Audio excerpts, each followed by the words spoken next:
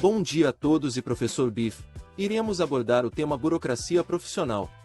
A burocracia se caracteriza em ser uma organização ou estrutura organizativa, no qual é formada por regras e procedimentos explícitos e regularizados, como a divisão de responsabilidades e especialização do trabalho, hierarquia e relações impessoais. Em princípio, o termo pode referir-se a qualquer tipo de organização, empresas privadas, públicas, sociais, com ou sem fins lucrativos. Esse termo pode também ser usado como significando uma administração com muitas divisões, regras, controles e procedimentos redundantes e desnecessários ao funcionamento do sistema. A burocracia profissional é também uma estrutura burocrática, mas que se apoia na estandardização das qualificações para coordenar as suas atividades. Este tipo de estrutura recruta especialistas devidamente formados e socializados, que são profissionais, para o seu centro operacional, dando-lhes uma latitude considerável no controle do seu próprio trabalho. O trabalho dos operacionais é então especializado na dimensão horizontal, mas alargado na dimensão vertical. O componente essencial da burocracia profissional é o núcleo operacional, na medida em que este tipo de organizações complexas como, por exemplo, os hospitais, as universidades, os tribunais e os laboratórios de pesquisa e investigação, necessitam de profissionais operacionais altamente especializados e com elevado controle sobre o seu próprio trabalho. A coordenação desta estrutura é assegurada por padrões que predeterminam o que deve ser feito. Este tipo de burocracia representa uma estrutura muito descentralizada, tanto na dimensão vertical e em sua dimensão horizontal. A burocracia profissional realça a importância do poder da competência, que é de natureza profissional. Uma grande parte deste poder que é exercido sobre o trabalho operacional está situado na base da estrutura e é partilhado com os profissionais do centro operacional. Este tipo de estrutura também apresenta vantagens e desvantagens, inconvenientes ou problemas. No que as vantagens diz respeito, salientam-se: dar atenção ao produto na perspectiva da qualidade e cliente, colocar responsabilidade em níveis mais baixos, exigir muita formação e qualificações, e melhorar a coordenação das atividades funcionais dentro de cada departamento autônomo. Os principais problemas da burocracia profissional referem-se aos problemas de coordenação, de autonomia e de inovação. Também se invocam outras desvantagens, tais como poder levar a que o centro operacional perca o sentido da organização e se centre demasiadamente na profissão, ser propensa a conflitos por via da descentralização e profissionalização e dificuldade na articulação de funções centrais, e ter dificuldade no controle por parte dos gestores de topo ao nível do recrutamento e seleção de pessoal pela elevada exigência requerida. Este modelo é altamente eficiente em organizações de grande dimensão, com um ambiente simples e estável e com um tipo de trabalho rotinizado e estandardizado. Em uma abordagem mais ampliada, Mintzberg categorizou 5 configurações para organizações eficazes: estrutura simples, burocracia mecanizada, burocracia profissional, forma divisionalizada e adocracia. Nesta classificação, as universidades foram identificadas como uma burocracia profissional, apesar do próprio autor reconhecer serem as organizações reais extremamente complexas, muito além do que qualquer uma dessas configurações possa representar.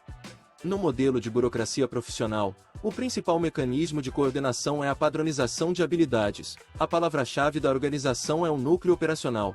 Os principais parâmetros de design são o treinamento, especialização horizontal das tarefas, descentralização vertical e horizontal, e os fatores situacionais característicos são o ambiente complexo e estável e o sistema técnico não regulado e sofisticado. Na burocracia profissional, tendo o controle sobre o seu próprio trabalho, o profissional age independentemente de seus colegas, mais diretamente com os clientes que serve.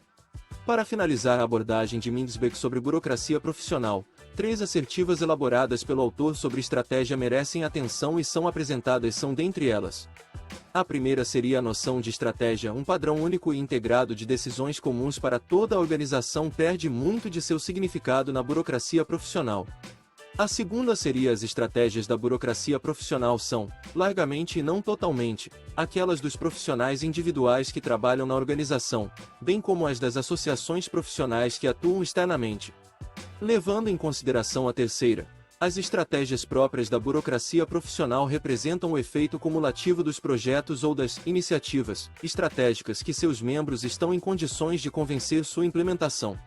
Essa terceira assertiva determina, por um lado, a intersecção entre estrutura, estratégia e o jogo político, no qual os gestores e os demais membros estão permanentemente imersos na universidade. Saber manejá-la, sem perder de vista o projeto estratégico da organização, requer habilidades próprias dos gestores. Para tanto, amplia-se a análise da estrutura para a visualização da rede de fluxos regulamentados, dos sistemas de regras e comunicação formais e informais, dos sistemas de agrupamento de trabalho, e dos fluxos de processos decisórios. Ampliam-se também suas fronteiras, considerando as relações externas estabelecidas como forma de compartilhar conhecimento, atingir objetivos em conjunto, obter recursos financeiros, materiais, virtuais, intangíveis e pessoais.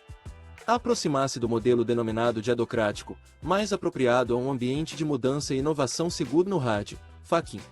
A grande diferença entre a burocracia profissional e a adocracia é que nestes profissionais lidam constantemente com problemas novos, que vão além das fronteiras conhecidas das disciplinas e das especialidades.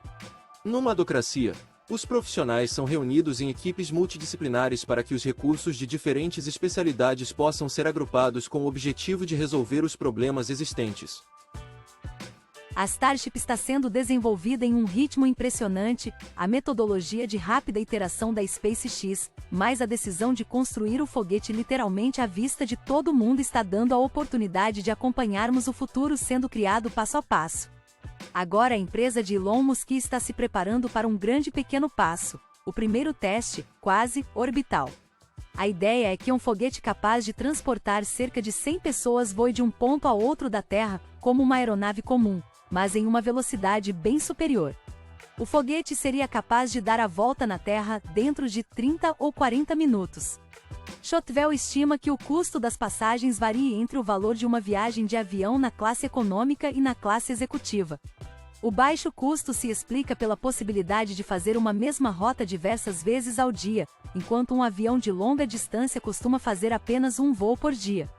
A presidente e diretora de operações da SpaceX, Gwynne Shotwell, afirmou, durante uma conferência do TED, que a tecnologia para o novo meio de transporte para viagens transcontinentais estará pronta e em funcionamento em uma década.